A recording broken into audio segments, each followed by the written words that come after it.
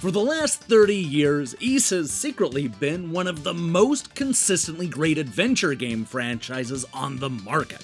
From the award-winning early games to modern sequels to a string of incredible remakes, this has always been a series right on the cusp of breaking into the mainstream. Now, if you're the type of person who's heard the stories of Adol's adventures but don't know where to start, then let me recommend the just-released PlayStation 4 version of Ys, Memories of Celceta. It's a charming journey full of likable characters, fast-paced action, and just about everything that made the Ys series an enduring treasure for more than 3 decades.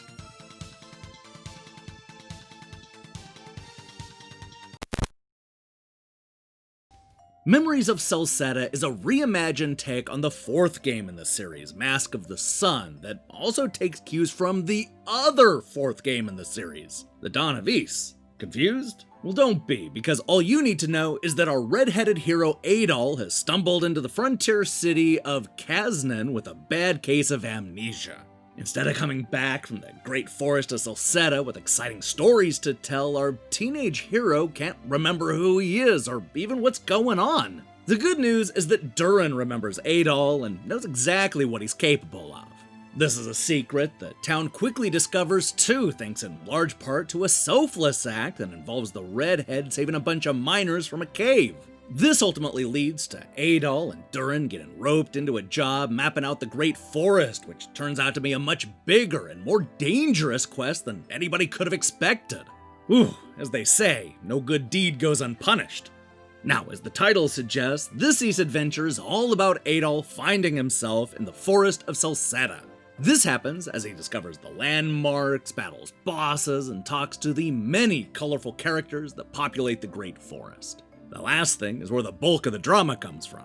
It seems that Adol left quite an impression on people the first time he tried to explore Celceta, both in good and bad ways. Our hero quickly discovers that he'll need to mend fences and solve the problems left in his wake if he ever hopes to map the entire forest. Of course, this game isn't really about cartography. It won't take long before Adol discovers that there's more going on, including a looming threat that nobody saw coming. It's up to our traveling duo and a ragtag group of fighters to not only solve each city's very specific problems, but uncover the truth and defeat the evils that make the Great Forest of Celceta so dangerous. And at its core, this is an action-adventure game with a real emphasis on the action. We switch between Adol, Durin, and a third companion as we hack and slash our way through dungeons, castles, caves, and forests. This is a speedy quest where we button mash bad guys, perform special moves, and defensively roll away to safety when attacked. It's not the deepest adventure game you'll ever play, but it's fun switching between characters and everybody has a unique set of skills and abilities. While Durin is a great companion that's always there to help, a lot of the fun of this game comes from teaming up with characters like Karna, Kalilika, and Frida. Memories of Celceta has a strong cast of characters who elevate this quest with both drama and levity. These are well-written characters that are a lot of fun to hang out with, even when the writers are just cycling through the greatest hits of adventure game tropes.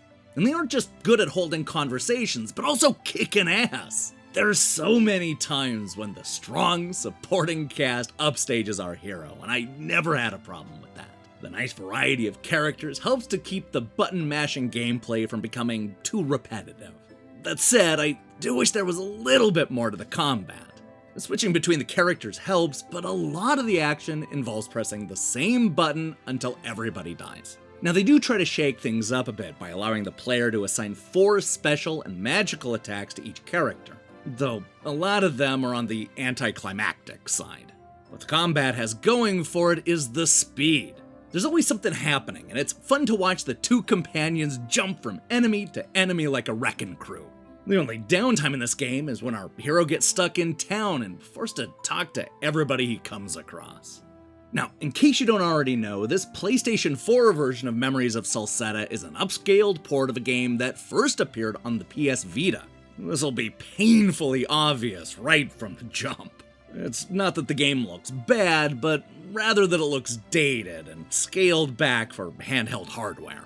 The various parts of the Great Forest are blocky and small. leading to a world that doesn't feel as open and connected as it could. And it's not just the graphics, because most of the design decisions were clearly made with a handheld in mind. Choices that make complete sense 7 years ago on the PS Vita are more glaring in 2020 on the PlayStation 4. For the most part, I was able to look beyond the game's more outdated elements. I mean, it really only annoyed me when the gameplay was impacted, such as when the AI wouldn't act properly. You see, because you can only control one character at a time, the other fighters in the party are handled by the computer. For the most part, this works out fine. The problem is that they tend to have a mind of their own. They're bad at avoiding damage and knowing when to use special moves, forcing the player to manually babysit them. And when they're not rushing to their deaths or being attracted by some shiny object, they'll run around in circles and act all crazy. I was never really sure what to expect from the AI. As problems go, these issues aren't that bad. In fact, I kinda like the throwback vibe of Memories of Celceta. It doesn't feel like a lot of modern adventure games, and that's a good thing. What we get is a fun and well-written journey full of twists, turns, and exciting moments. This is not just a great reminder of why the E-series has endured for so long, but also a great starting place for anybody looking to join Adol on his epic adventures.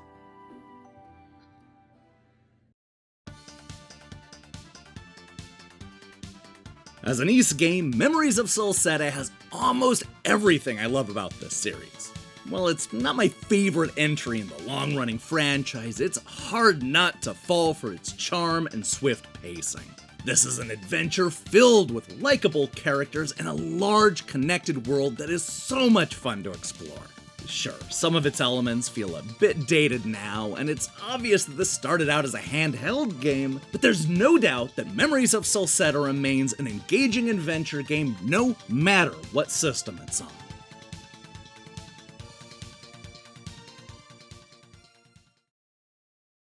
Hey, thanks for watching our review. If you liked what you saw here, then you should know that we post new reviews and features almost every day. Now here's the question I have for you. What old portable game needs to be ported to home consoles? Ugh, this is an easy choice for me. In fact, I have two.